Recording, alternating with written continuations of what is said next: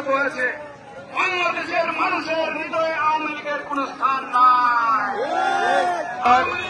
মশাখালী ইউনিয়নে 1, 2 এবং 3 নম্বর ওয়ার্ড, ময়মনসিংহ দক্ষিণ জেলার পাগলা থানার মশাখালী ইউনিয়নের 1, 2 এবং 3 নম্বর ওয়ার্ড বিএনপি এবং অঙ্গ সংগঠন আয়োজিত আজকের ইফতার এবং দোয়া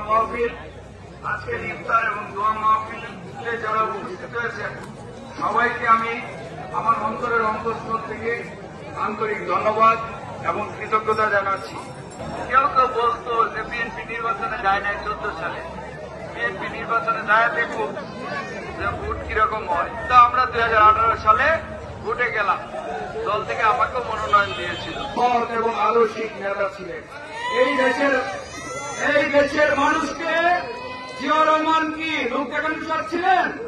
সত্যিকার অর্থে একজন সৎ এবং আদর্শ মানুষ ছিলেন। এই দেশের মানুষ মহান মুক্তিযুদ্ধের পর যখন লুটেরা রাজনীতি চালু হয়েছিল, একদলীয় বাকশাল কায়েম হয়েছিল, তখন শহীদ রাষ্ট্রপতি জিয়াউর রহমান এদেশের মহামানব হিসেবে আবির্ভূত হয়েছিলেন। এবং খালেদা বাংলাদেশকে খাদ্য স্বয়ংসম্পূর্ণ করেছিলেন, নারী ক্ষমতায়ন করেছিলেন, যুব অধিদপ্তর গড়ে তুলেছিলেন। দেশনেত্রী বেগম খালেদা জিয়া এই বাংলাদেশ থেকে একটি উন্নয়নের দ্বার প্রান্তে নিয়ে গিয়েছিলেন বন্ধুরা আমার। কিন্তু আবার এই আওয়ামী লীগ ফ্যাসিস্ট হাসিনা ক্ষমতায় এসে এই দেশের মানুষকে একটি পার্শ্ববর্তী দেশের একটি অঙ্গরাজ্য বানিয়ে ফেলেছিল। ভাইয়েরা আমার, বিএনপির বিরুদ্ধে মিডিয়া ট্রায়াল হচ্ছে।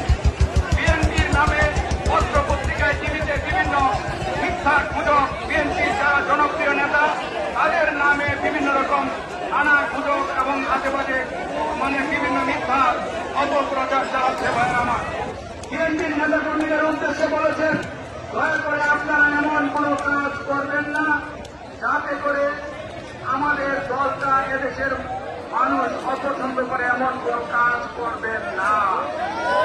দয়া করে পৌঁছে দিবেন একটি দফা বাংলাদেশের মানুষের মুক্তির সনদ, একটি দফা দেশের মানুষের মুক্তির সনদ, একটি দফা দেশের উন্নয়নের সনদ। আমরা বিএনপি ক্ষমতায় গেলে ঘরে ঘরে ফ্যামিলি কার্ড দিবে, ঘরে ঘরে আপনার ফ্যামিলি কার্ড দিয়ে প্রতি মাসে নিত্য প্রয়োজনীয় চাল ডাল সবকিছু বিনামূল্যে পাওয়া যাবে। রহমানের আত্মার মাত্রা কামনা করছি, মহান মুক্তিযুদ্ধের শহীদদের আত্মার মাত্রা কামনা করছি এবং সর্বশেষ জুলাই বিপ্লবে সেই রংপুরের আবু শহীদ মুগ্ধ এবং চট্টগ্রামের অসীম সহ যারা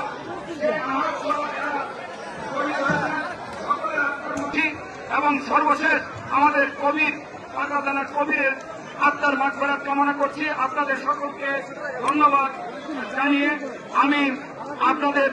জানিয়ে আপনাদের দেশনেত্রী বেগম খালেদা জিয়ার সুস্থতা কামনা করে, আপনাদের সকলের সুস্বাস্থ্য কামনা করে আমার বক্তব্য শেষ করছি।